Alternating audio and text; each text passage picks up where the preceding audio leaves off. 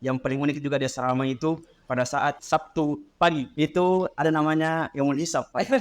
Artinya yang sekali itu. Waktu itu setiap Sabtu pagi pasti waktu yang menyenangkan bagi saya. Tegang itu. Jangan sampai saya disebut sebagai mukhadim. Karena memang ada dari berbagai bidang seperti tafis, hukum, dan lain sebagainya, semua berkumpul menjadi satu yang tadinya mungkin sibuk dengan urusannya masing-masing, tapi ketika ada kegiatan semua bersatu kembali. ya.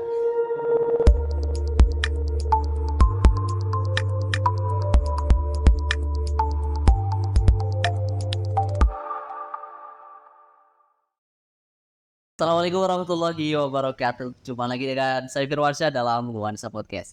Alhamdulillah, segala puji hanya milik Allah Subhanahu wa taala yang telah memberikan begitu banyak nikmatnya kepada kita semua. Begitupun salawat serta salam senantiasa kita curahkan kepada baginda sang Rasul Nabi Muhammad sallallahu alaihi wasallam. Sahabat Nuansa Podcast, di kesempatan kali ini kita akan kembali melanjutkan obrolan santai kita, dan alhamdulillah di kesempatan kali ini saya tidak sendirian. Saya ditemani oleh salah satu teman terbaik saya ya selama berkuliah di Universitas Muhammadiyah Makassar, dan beliau juga mantan ketua asrama periode 2021-2022. Nah dia Rahmat Rafli. Assalamualaikum warahmatullahi wabarakatuh. Waalaikumsalam warahmatullahi wabarakatuh. Bagaimana kabar? Alhamdulillah baik. Kabar baik hari ini. Alhamdulillah. Bagaimana juga kehidupan? Untuk kehidupan ya insya Allah aman-aman, tidak ada masalah. Tapi kalau mau dibilang bicara masalah, pasti semua orang punya masalah. Cuman hidup ini perlu dibawa santai saja. Jangan kalau dibebankan oleh masalah-masalah yang ada di dalam. Cara menyelesaikan masalah, kalau dapat masalah bagaimana, Rafli? Kalau saya cara menyelesaikan masalah itu cara saya unik. Saya itu kalau mau menyelesaikan masalah, saya keluar dari masjid, kemudian mengambil motor. Saya keliling Makassar sampai menghabiskan bensin. Kemudian setelah habis bensin, baru saya pulang. Itu cara saya menyelesaikan masalah saya. Menurut saya itu paling efektif buat saya untuk menyelesaikan masalah. Itu menyendiri atau ada seseorang? Menyendiri. Itu tidak ada orang saya bonceng, itu menyendiri. Jadi memang ya tempat terbaik untuk refleksi diri, mungkin membebaskan segala masalah yang ada di beban pikiran ini dengan cara menyendiri. Ya kalau keliling kota Makassar begitu, tentunya ini adalah hal yang sekiranya orang lain ini ingin sekali ya, termasuk saya pribadi ini ya Reis. Kadang kalau saya pribadi kalau nyelesain masalah, kan ada juga orang yang tidak mau cerita sama orang lain. Ya betul. Nah, tapi kalau saya pribadi justru harus ada orang yang di sisi saya untuk bisa cerita. Ya. Kan di malam hari ini kita bakal cerita tentang masalah kita. Ya. Oke, untuk kesibukan saat ini Rois. Untuk kesibukan saya menjadi muazzin di Masjid Nur Dawah, tepatnya di Jalan Padak nomor 80. Biasa juga disuruh menjadi naib imam. Itu di masjid saat ini tinggal siap-siap. Di masjid saya tinggal bertiga. Ada Ustadz Iblis, ada Ustadz Munzir. Beliau ini berdua, masya Allah, sering menyemangati ketika saya merenung atau punya masalah.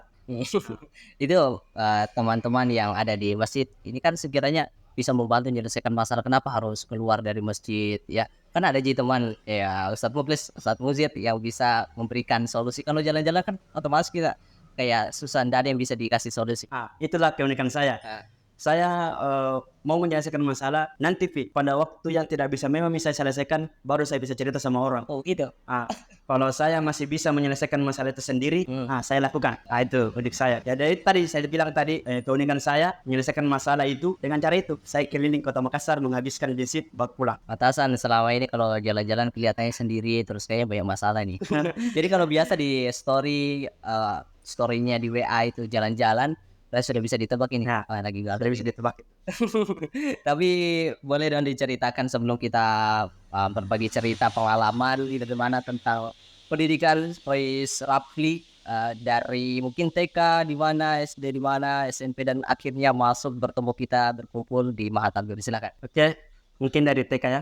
Dari TK itu saya di TK Pertiwi, tepatnya di Jalan Elang. Itu saya tinggal di rumahnya nenek. Itu hari saya TK sampai SD. Selama saya TK, saya jarang ke rumah. Kemudian pas sudah masuk SD kelas 1 di SDN 1 Pinerang, saya tinggal di rumah orang tua. Saya sudah bergabung dengan orang tua. Nggak tahu alasannya kenapa orang tua memisahkan saya pada saat TK dan pada saat masuk pesantren. Paling menyedihkan itu ketika dikirim masuk pesantren setelah lulus SD. Pesantrennya itu di Sudiang, ada rumah tahfiz di sana. Saya di sana mengabdi 6 tahun sampai selesai SMA. Jadi 6 tahun saya tinggal di pondok pesantren, tinggal berasrama, kemudian masuk di Albir, tinggal lagi asrama selama 2 tahun. Padahal sebelumnya itu saya sudah berpikir bahwa tahun pertama di asrama saya sudah mau keluar pada saat itu. Kemudian saya konsultasi dengan teman-teman pengurus begini dan saya mau keluar begini. Mereka menahan. Mereka menahan sampai akhirnya saya dipilih jadi Rois Asrama. Saya juga kurang tahu kenapa tiba-tiba dipilih jadi Rois Asrama. Karena kalau mau dibilang kelebihan, ya biasa-biasa saja.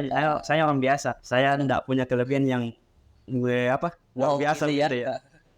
Kelebihan saya biasa-biasa. Jadi manusia biasa. Seperti itu. Mungkin karena kebiasaan biasa-biasanya itu yang diangkat menjadi luar biasa. Mungkin dari situlah para ruasa pada saat itu melihat bahwa mungkin ada Keistimewaan tersendiri di dalam diri saya, mereka lihat, sehingga itulah yang membuat mereka mengangkat saja itu asrama. Tidak mungkin diangkat seorang pemimpin di asrama kalau tidak melihat kalau antum ini sebenarnya punya bakat di dalam, punya kapasitas di dalam untuk memimpin. Ya kan kuasa juga memiliki gagasan tersendiri, pendapat tersendiri. Tapi sebelum melangkah ke sana, ada satu hal tadi yang menarik, katanya dipisah bersama orang tua, ya. Sampai saat ini belum dapat jawabannya kenapa orang tua pisahkan begitu. Sampai saat ini saya belum mendapatkan jawaban yang pas kenapa orang tua memisahkan saya pada saat saya TK waktu itu. Sampai sekarang orang tua cuma bilang jangan terlalu bergantung kepada orang tua. Itu kata-kata yang membuat saya penasaran dan kenapa selama ini saudara-saudara saya, termasuk saya, semuanya itu dipisahkan. Mungkin ada hikmah yang disampaikan orang tua itu bahwa memang kita harus bekerja keras untuk menjalani kehidupan sehari-hari kita. Karena kehidupan yang dijalani orang tua mungkin dia ingin melihat kita sukses dengan cara kita sendiri. Mungkin begitu. Berarti ini melihat bahwasannya orang tua, anakku ini bisa pasti ke depannya tanpa melibatkan orang tua dalam kehidupan sehari-hari secara langsung. Mungkin orang tua sudah memiliki pandangan bahwasannya anak saya bisa mandiri, ya kan, bisa sukses dengan caranya sendiri. Berarti memang tidak semua orang tua ini seperti ini, kan ada juga orang tua yang sayang, tidak mau melepas anaknya atau dari tempat yang jauh. Bahkan ini sudah 6 tahun begitu. Pada saat itu menyadari enggak kalau misalnya orang tua saya ini jahat, kenapa begini pada saat itu? Pada saat itu awal masuk tahun kedua di pesantren, saya sudah berpikir bilang, orang tua saya ini kayaknya jahat sama saya, benci sama saya, benci lahirkan saya mungkin di dunia ini. Karena kenapa? Karena mereka mengirim saya ke tempat yang tidak ada penghidupan sama sekali, dan kasih sayang orang tua sama sekali. Sehingga mungkin saya berpikir, mungkin ini yang jalan yang terbaik diberikan oleh Allah kepada saya untuk bagaimana memahami kehidupan jauh lebih ke depannya lagi. Mungkin seperti itu. Kalau saya di posisi antum, Reis Rapli, mungkin kuat ya. Kalau mungkin di usia-usia 6 tahun begitu, mulai dari SD atau bahkan SMP sampai SMA itu lagi masa-masanya pengen dapat kasih sayang dari orang tua secara langsung. Betul sekali. Masih pengen menikmati masakan orang tua, mungkin bersama keluarga, berbagi cerita. Kalau ada yang pukul di sekolah bisa melapor.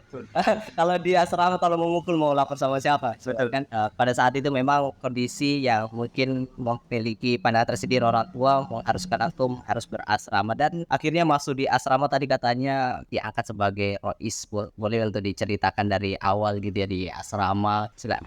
Saya mau berasrama. Awalnya memang tekad saya sudah bulat untuk berasrama pada saat itu, mendaftar di Albir. Saya mau asrama. Padahal kalau dibilang rumah ada, diberikan rumah Di Makassar ya. di Makassar. Cuman kenapa tiba-tiba dalam hati saya itu bulat sekali bilang saya ingin berasrama. Kemudian saya ikuti tekad itu sampai di asrama. 1 tahun jalani. Ternyata kehidupan di asrama tidak jauh beda dengan kehidupan asrama yang saya pernah tempati. Tidak jauh beda. Di asrama ya ada teman berbagi cerita, berbagi pengalaman. Mereka ceritakan pengalamannya, saya juga ceritakan pengalaman saya kepada mereka.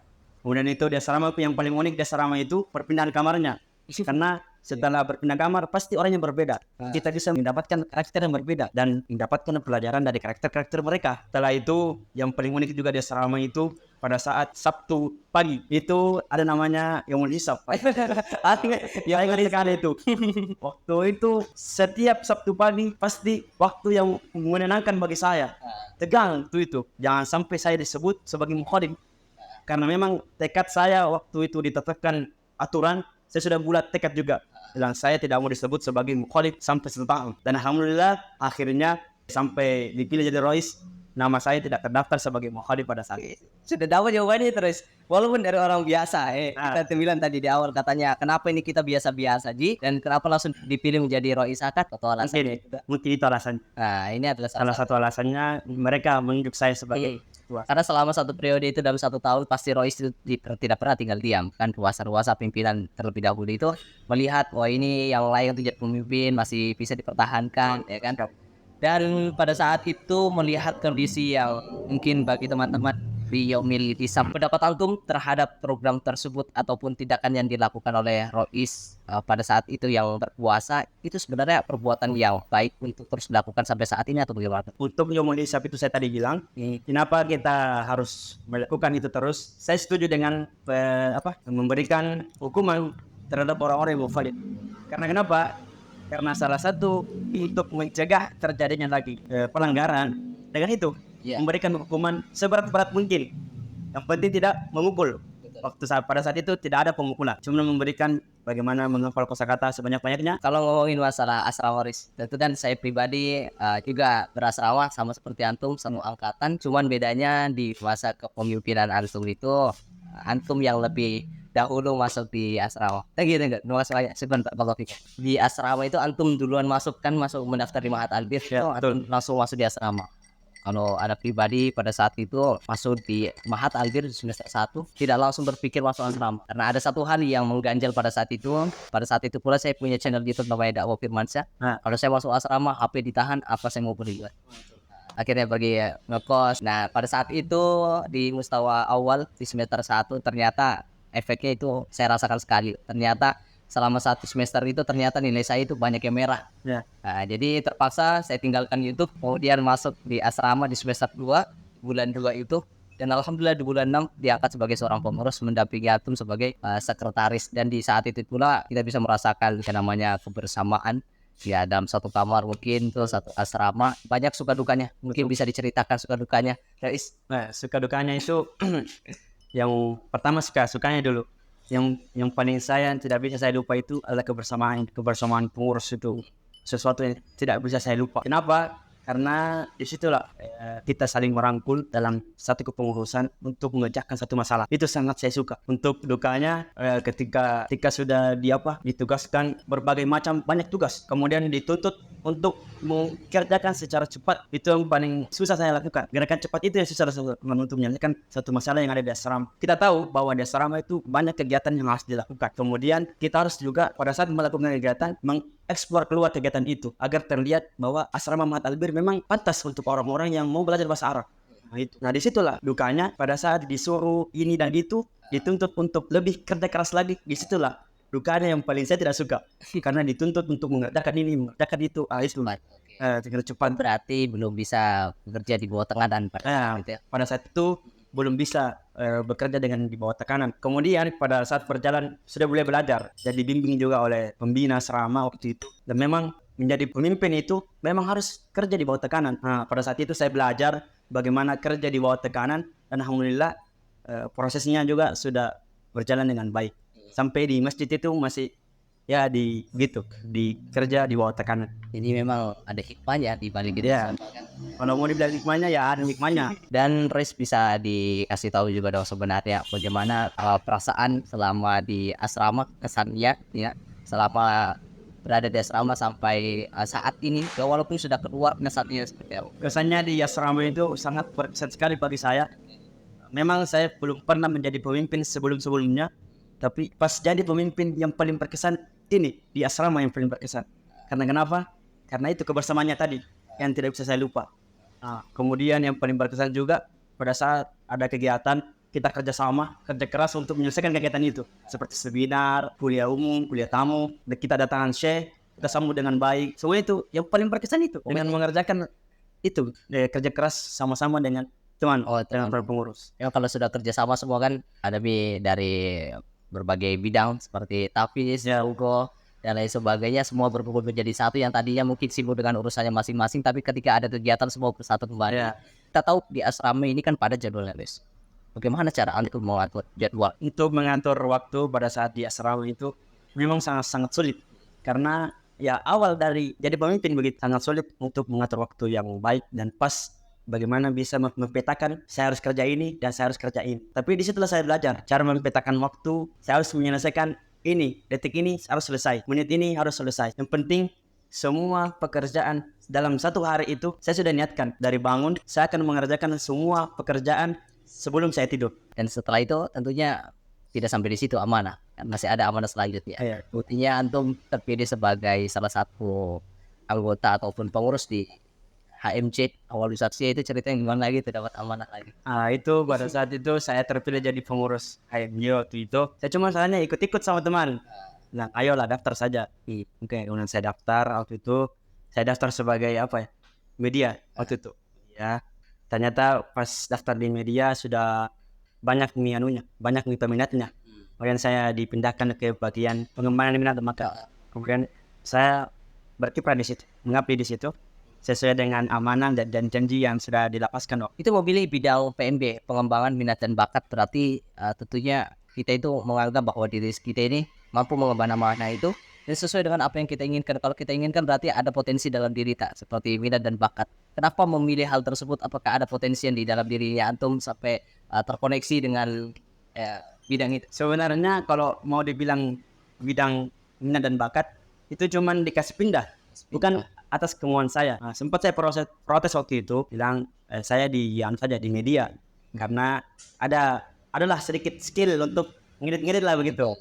Kemudian tiba-tiba katanya sudah full di media, jadi katanya dipindahkan saja ke PMB karena di PMB itu juga punya program adalah desain grafis waktu itu. Kemudian terrealisasikan dengan baik, alhamdulillah. Dengan di situ bisa juga belajar bagaimana jadi minat bakat saya, ya seperti itu. Oh, berarti ibarat kata itu ya meskipun tidak sesuai dengan apa yang kita inginkan, selagi ada peluang kebaikan ya diambil. Ya, betul. Dan ternyata sudah ditunjukkan jalannya. Ada juga kayak seminar desain grafis yang sesuai dengan jurusannya antum sendiri. Kenapa suka dengan desain? Dia desain kan padahal jurusannya itu pendidikan atau Komunikasi. bisa kita katakan itu belajar bahasa Arab, tapi mau berfokus pada tentang desainer. Apa yang melatar belakang itu? Ini tentang desain kita bahas.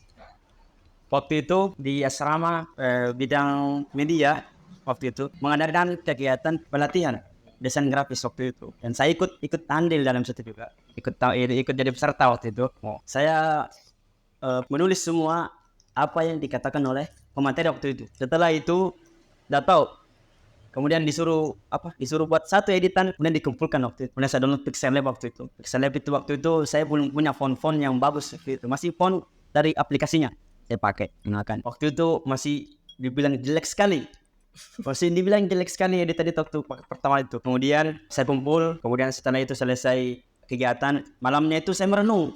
Waktu itu saya merenung malamnya, mengatakan kayaknya bagus kalau saya kembangkan ini skill ini. Kemudian saya membuat desain yang mengandung kebaikan dalam desain itu, entah poster atau apalah desain tipografi, entah story, terserah.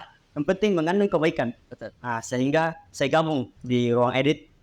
Pada saat itu di ruang edit Guild 7. Kemudian saya waktu itu asrama juga sudah mau selesai, jadi saya berfokus ke asrama.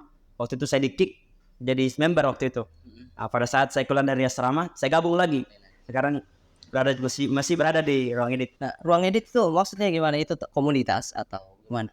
Ruang edit itu adalah salah satu komunitas yang sudah menyebar luas se-Indonesia. Sudah orang banyak kenal waktu itu. Sampai sekarang sudah orang banyak kenal ruang edit.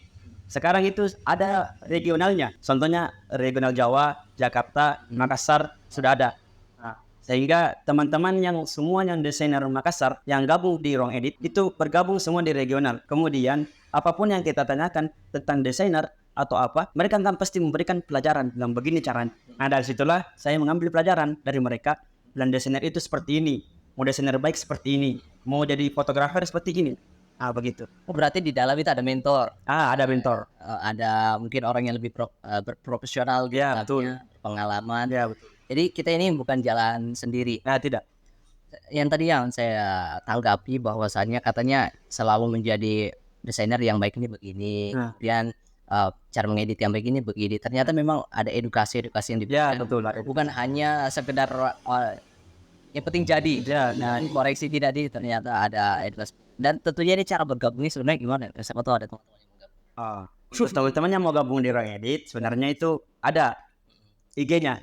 Silakan cari di Ruang Edit, ada IG-nya. Kemudian ada bio pendaftarannya di di bio-nya.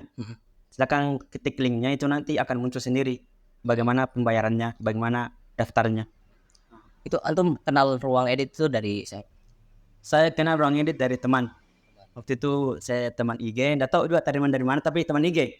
Kemudian saya lihat Ruang Edit. Kemudian saya chat, chat beliau, tanyakan bagaimana caranya gabung. Kemudian diarahkan saya seperti tadi, cari IG-nya, kemudian ada di bio-nya itu ada link pendaftarannya. Sebenarnya saya gabung dengan orang-orang yang sudah profesional sebenarnya, tapi jangan insecure terhadap itu. Terus belajar untuk mencapai hasil yang baik. Luar biasa. Memang kalau rasa insecure ini kadang kan hadir di dalam Betul sekali. Apalagi kalau melihat ada edit yang sekali ini ya betul. Sedangkan edit tapi ini biasa-biasa itu kan bisa kita katakan jelek, tapi hal tersebut bukan dijadikan sebagai bahan keluh kesah. Betul sekali. Akan tetapi bisa dijadikan untuk motivasi lebih baik lagi. Ya kan, karena kalau hal tersebut untuk kita banding-bandingkan, kapan bisa kita maju. Betul sekali. Oke Reis, hal yang menarik dari Ruang Edit ataupun dari dunia desainer ini apa selain tadi sebagai media dakwah? Hal yang menarik itu sama tadi. Dalam komunikasi itu pasti adalah kebersamaan. Yang paling menarik itu. Dan yang paling menarik itu di Ruang Edit, kita bisa langsung saling akrab. Padahal kita tidak tahu latar belakangnya dari mana. Tapi pas kita meeting atau ketemu, langsung kita akrab dengan teman-teman yang sudah profesional di atas kita. Begitu. Yang penting tujuannya sama. Tujuannya sama. Oke, bisa langsung dirangkul. Iya. Res. Dan kita melihat juga kondisi saat ini media digital dan juga teman-teman banyak yang selalu beranggapan media sosial ini sebagai tempat untuk cari hiburan. Ya. Nah, ada juga yang beranggapan sebagai media belajar, ada yang berbisnis dan lain sebagainya. Tapi antum sendiri manfaatkan untuk dakwahnya adalah salah satu langkah yang tepat untuk mengelola daripada media sosial melalui juga dunia desainer. Pernah Anda merasakan hujatan dari orang editannya biasa-biasa gitu? Atau dibilang dari dulu mengedit sampai sekarang masih sama aja? Pernah. Kalau hujatan pernah sih, dihujat sama orang-orang yang mungkin tidak suka dengan desainer saya atau tidak suka dengan pribadi saya. Seperti itu bilang, desainnya biasa saja sih. Kenapa masih terus di post? Kenapa masih terus diekspor keluar? Padahal jelas sekali desainnya, ada yang bagus. Tapi itu saya tidak jadikan beban sebenarnya. Malahan saya jadikan itu sebagai motivasi untuk diri saya untuk mengembangkan kembali desain saya ke depan. Omongan orang lain kalau dipikir terus itu nggak bakal habis. Betul. Orang lain kalau dipikir ngomongan orang lain itu bisa membuat pusing. Ya lebih baik kita fokus dengan diri kita sendiri mengupgrade, kada harus dengerin omongan orang lain. Dan bahkan mohon maaf, kita juga di dalam berkonten kreator selalu saja ada pihak-pihak tertentu yang membuat kayak ada nyambung ngomong udah tidak berguna ya. Tapi selagi niat kita ini karena Allah ya, memberi manfaat untuk orang lain, kenapa tidak untuk terus bergerak? Tapi perasaan itu pada saat itu bagaimana? Pasti kan namanya manusia. Kalau perasaannya namanya bilang langsung down pada saat itu. Pertama sekali ada orang yang mengejek langsung down. Tapi seperti itulah. Saya tidak boleh terus dalam berlarut-larut dalam down itu. Saya harus bangkit dan membuktikan bahwa desain saya itu bagus dan diakui oleh orang. Dan itu kan kalau misalnya pandangan orang kan beda-beda aja. Iya. Kalau misalnya editan yang antum ini belum tentu orang lain juga memiliki pandangan yang sama, pasti berbeda. Dan tentunya hal yang sudah mulai dibangun mungkin di asrama, ketika mau selesai asrama itu mengedit, pernah udah merasakan namanya perubahan? Saya dulu editan begini jelek dan sekarang alhamdulillah menjadi bagus, atau sama aja kayak dulu editan dulu sama sekarang? Itu kalau perubahan editan saya bisa bandingkan. Biasanya tuh kalau sebelum tidur saya lihat-lihat kan sama saya simpan editan saya yang dulu. Yang paling pertama itu pertama sekali saya simpan. Sampai berjenjang itu saya simpan. Sampai yang sekarang saya bandingkan dengan sekarang. Nah, sekarang sudah jauh beda sekali perbandingannya desain saya, desain poster saya yang dulu pas awal belajar sampai sekarang. Jauh sekali bedanya. Kadang itu yang pertama sekali itu fontnya besar sekali atau fontnya terlalu pinggir, fontnya terlalu di atas. Sekarang alhamdulillah sudah bisa mengaplikasikan semua materi-materi yang diberikan oleh founder yang ada di Ruang Edit. Tapi pas membandingkan itu ada rasa malu ndak? Anjlenya Ya, kalau mau nikah biasa ketawa sendiri. Ini kenapa begini? Padahal itulah hasil saya untuk jadi berproses menjadi desainer yang baik. Ini kayak menyinggung juga pribadi saya kayak video pertama dibuat ya Allah hancurnya gitu kan. Kayak kentara sekali mengawali dari perjuangan kan, kayak memang kan tidak langsung bagus. Pasti selalu saja ada tantangan di tangan, nanti ketika berproses pasti ada perubahan hal tersebut. Yang aku rasakan sampai editan saat ini, pernah enggak mendapatkan kayak harus editkan dulu ya? Ataupun mengikuti lomba pernah? Itu saya sudah pernah juga diminta seseorang bilang buatkan saya seperti ini. Kemudian saya buatkan dan hasilnya juga memuaskan untuk orang itu. Alhamdulillah. Dan saat ini juga saya mengikuti lomba desain poster Icon Fest yang kedua KPI Pak Yunis Makassar. Semoga itu bisa juara, dan saya mau kepada teman-teman yang di Sahabat Nuansa Podcast dan teman-teman yang ada di Instagram saya yang sedang melihat, mendoakan semoga juara. Amin. Untuk mendapatkan piala itu. Ini nih Reis berbicara dengan sekarang ya yang berhadapan langsung dengan ketua panitianya nih. Jujur bukannya sombong atau bagaimana, memang diamanahkan sebagai ketua panitia di kegiatan Icon Fest yang akan dilaksanakan di tanggal esok hari pembukanya ya.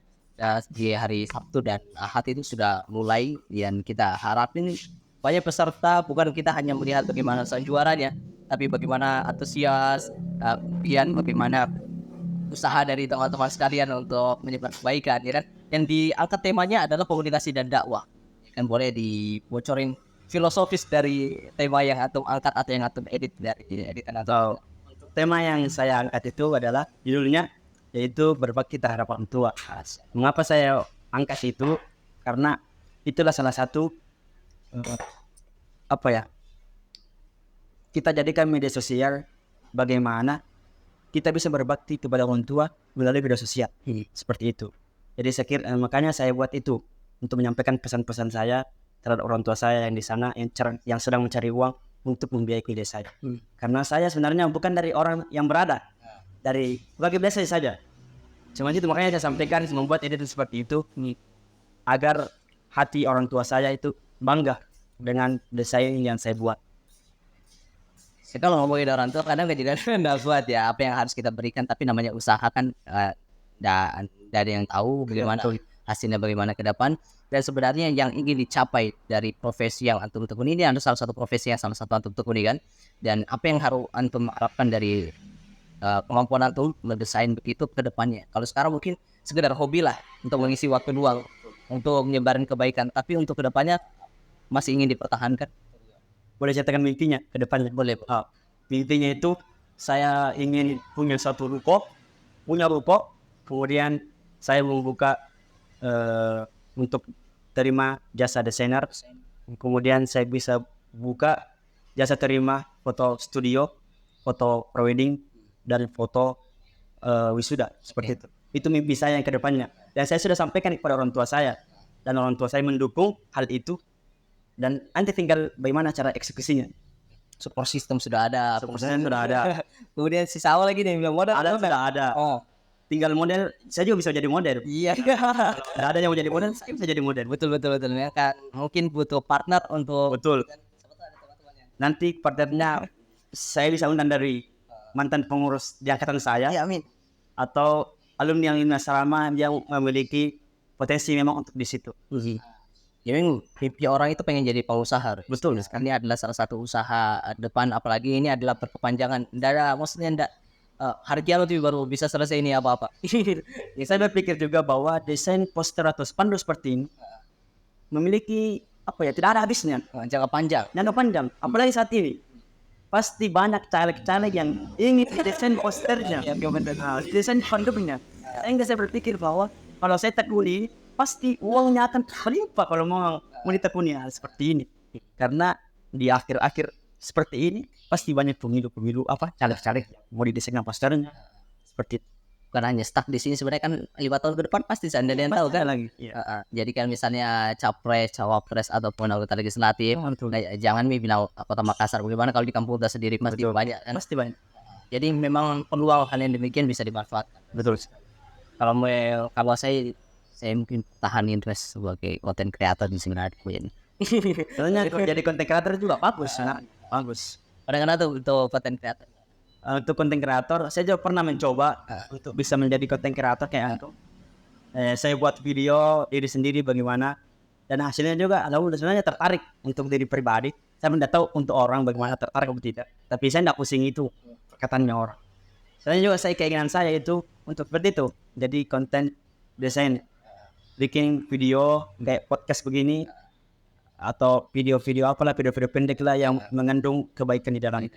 Sudah tahu kan rasanya gimana buat video? Sudah tahu. Jadi kalau ngomongin masalah buat video kadang kan banyak sekali tantangannya, Royce. Tinggal bagaimana ujiannya adalah konsisten. Betul. Apa hal yang dipikir juga diterapkan dalam dunia desainer kayak konsisten dan sebagainya. Ya seperti itu. Kadang kita mau berpikir bilang saya harus konsisten dalam 1 bulan untuk menyebar kebaikan lewat desain poster. Tapi itu terkendala dengan pekerjaan lain sehingga lupa buat poster. Sehingga itulah yang masih jadi beban buat saya. Karena keinginan saya itu setiap bulannya 30 hari harus ada desain poster yang saya super pas. 30. 1 hari 1 berarti. Ya, Pekerjaan dulu deh ini di sini. Bahkan kadang kalau ngedit itu, kalau buat saya pribadi dakwah yang paling simpel ini ketik share. Tapi ini antum bungkus sebagai kayak melalui dunia desainer supaya orang lebih tertarik ya kan, dan juga menunjukkan bahwa kita mempunyai kapasitas di situ. Nah, ini adalah salah satu hal yang bisa dicontohi sebenarnya, Royce. Luar biasa memang kalau ngomongin masalah pengalaman hobi ya. Tentunya kalau hobi, ada juga teman-teman yang mengatakan bahwasanya pekerjaan yang paling menyenangkan, pekerjaan yang paling enak adalah hobi yang menghasilkan. Ya, betul sekali. Ini bisa dikatakan hobi atau memang mata pencarian? Hobi. Hobi. Belum sampai ke pemikiran mata pencarian. Masih dalam hobi.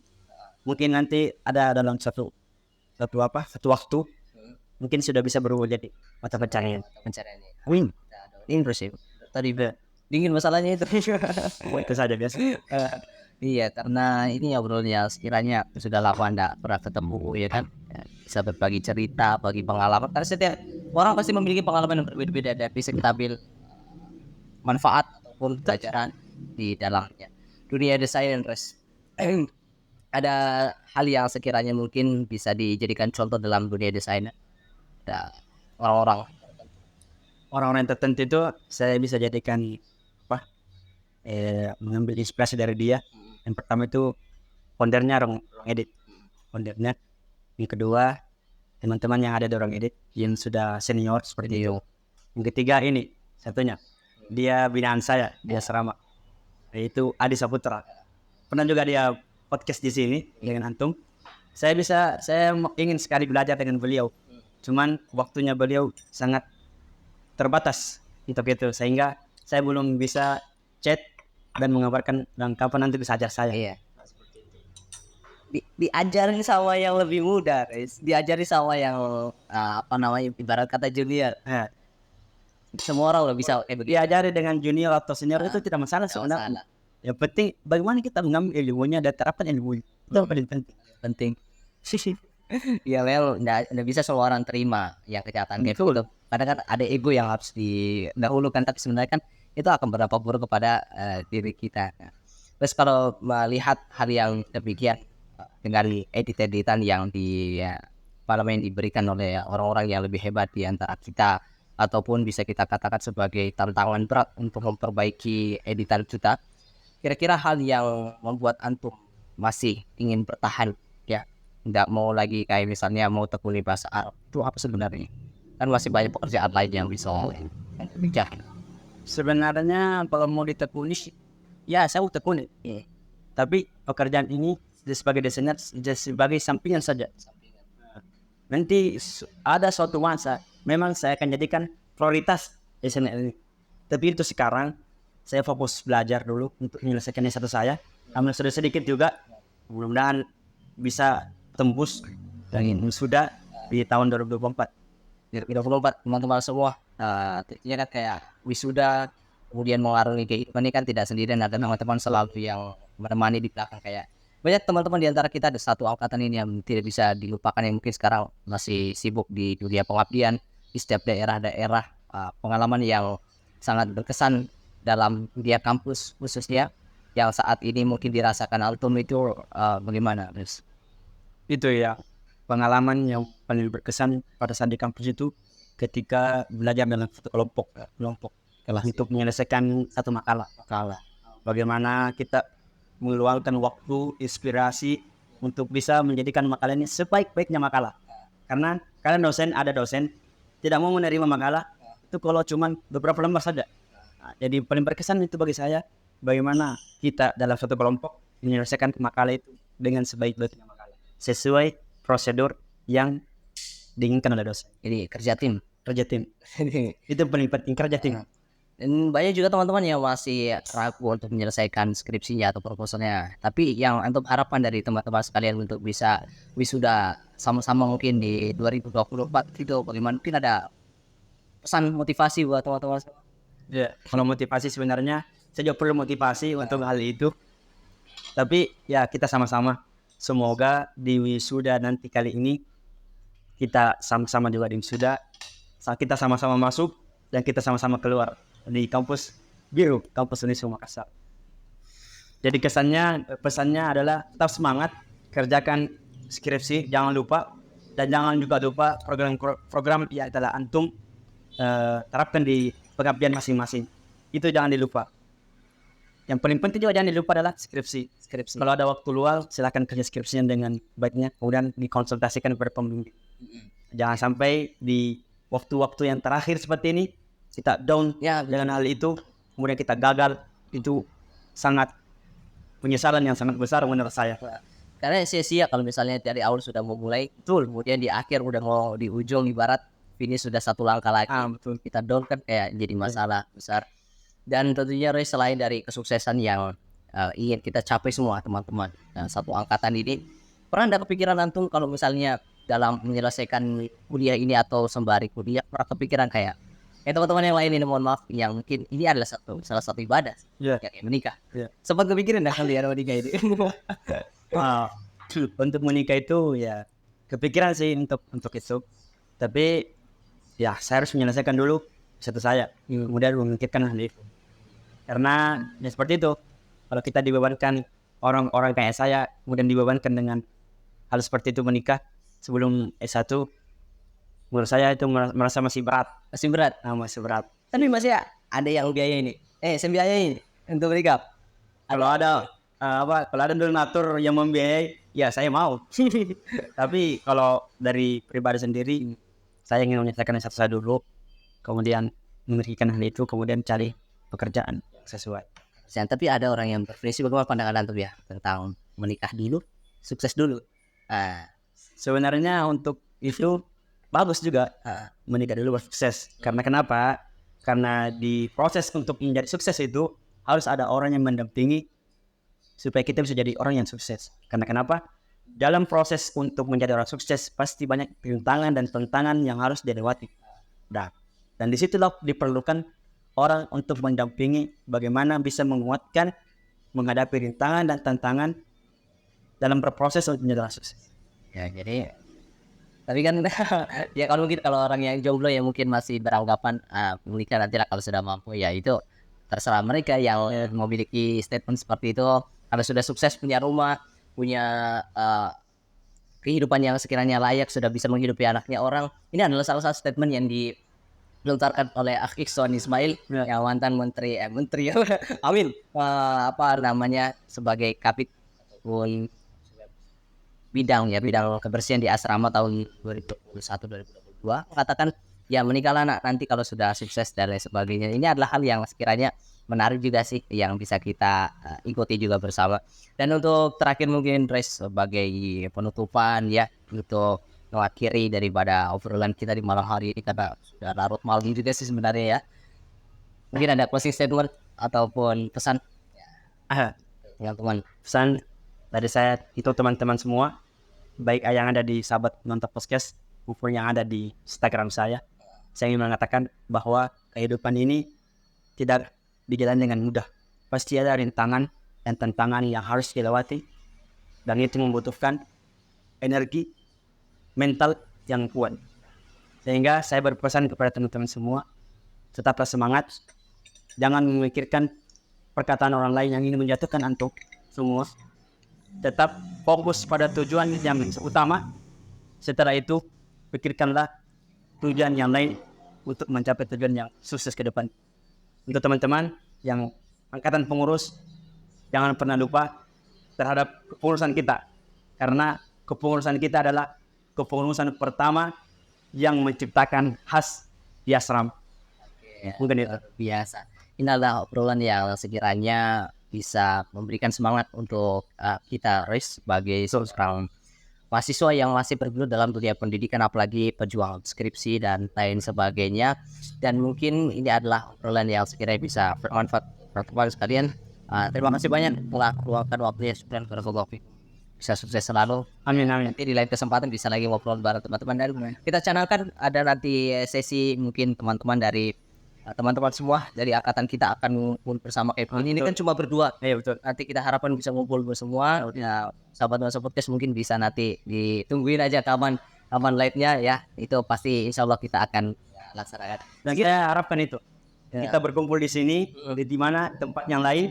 Kemudian kita ngobrol santai seperti ini dengan teman-teman angkatan pengurus. Saya tunggu-tunggu itu. Di impian saya bagi cerita semua, mengungkit lagi masa lalu kan enak sekali deh. Ibaratnya nostalgia gitu ya. Baru beberapa tahun ini sudah rindu. Nah, Tapi bisa jadi masalah. Dan insya Allah kita akan berikan di kesempatan lain sahabat podcast ini yang bisa kami berikan, semoga bisa memberi manfaat buat teman-teman sekalian. Syukron jazakumullahu khairan katsiran. Barakallahu fikum. Assalamualaikum warahmatullahi wabarakatuh. Assalamualaikum.